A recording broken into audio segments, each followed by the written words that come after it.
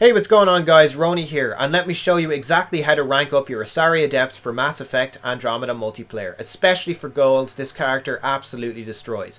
So I'm going to do something very unconventional, and I'm going to start on not the first ability, but on Annihilation first. So this is the main ability you will be using with this class.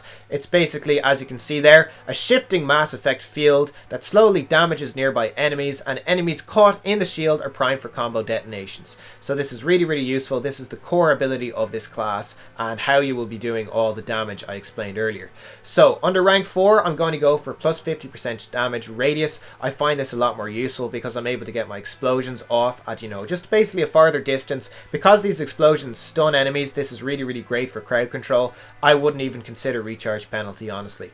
Under rank 5, everybody should be going for damage attractor instead of biotic wind. Movement speed is not as useful as debuffing enemies' health by about 20% if they step within the annihilation field. This is so useful and everybody should be speccing it up this way.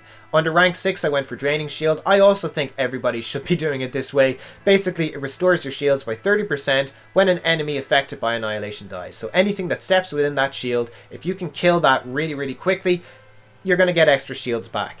And this is really useful in conjunction with this ability here. Under barrier, I'm going to work backwards to forwards. Like I said, this is unconventional, but I'm going to explain to you guys at the very end how this all comes together. So I'm going to go for saving barrier, where shields are restored at low health by 100%.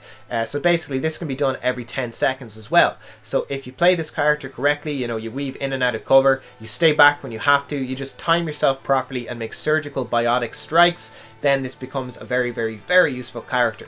Now, under rank 5 with this, I went for max shields with an active biotic effect or 40%. This is also going to help us stay alive a lot longer, and plus 30% max shields alongside, the first 3 ranks. So basically, I went for all shields with this character. Basically, she needs to stay alive. She can't go down because her entire abilities rely on her shields staying up. And I'm going to show you guys that now with Lance. So under Lance, under rank 4, I went for extra damage and force instead of extra radius, instead of focus blast, which you can use this focus blast basically against, outlaws, but I decided to go for extra damage against shields because I do play against the Remnant and the Ket quite a lot. And under rank 6, under knockdown, I didn't want to go for damage and force, I wanted to go for shield power. So Lance has no recharge time, but consumes shields when used. And it costs 45% of my shield. So basically, using the barrier, if I'm trying to get a biotic explosion off that will basically debuff an enemy and save my ass, if I go below 25% health, and I go really low shields, this basically restores me, and I'm able to get one biotic explosion off before being able to duck away. And remember, this can happen once every 10 seconds, so it's really useful. Under offensive biotics, because I haven't really gone into this, I went for extra power enhancement for my biotic explosions. I went for extra exposure. So basically, look at this. Anything that's affected with biotics now causes them to take increased damage from all sources by 20%. So that's another 20% damage debuff. It's absolutely insane, this character. You can do so much damage.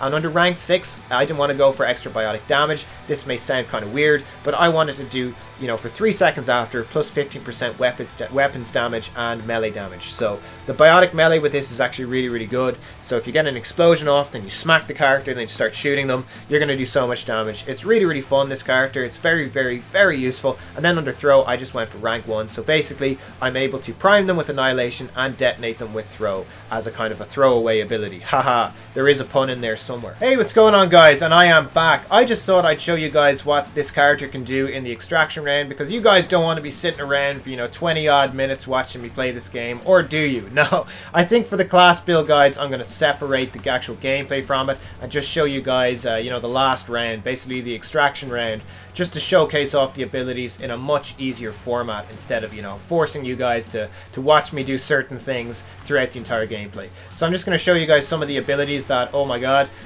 some of the abilities that I was talking about in the class build guide. So I'm going to revive this guy first though.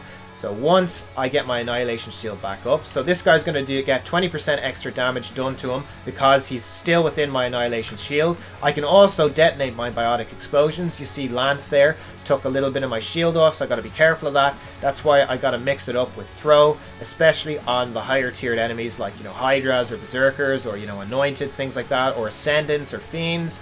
Basically anything that's really high damage. Just basically be really careful how you use your lance with this, because you can run out of shields really quickly. on, you know, addies and things like that, really easy enemies, you can just do so much damage by throwing out lance that you end up getting your shields restored completely from just killing them. So it's basically, you know, the trade-off is amazing. There's really no reason not to use it. I really enjoy it for that reason. Like, look at this. Does so much damage. I kill it within the field. I get a lot more of my shields back. So I'm able to do biotic damage to basically everything in a certain radius. I am using the equalizer. I think it's really useful with this class build. It does so much damage.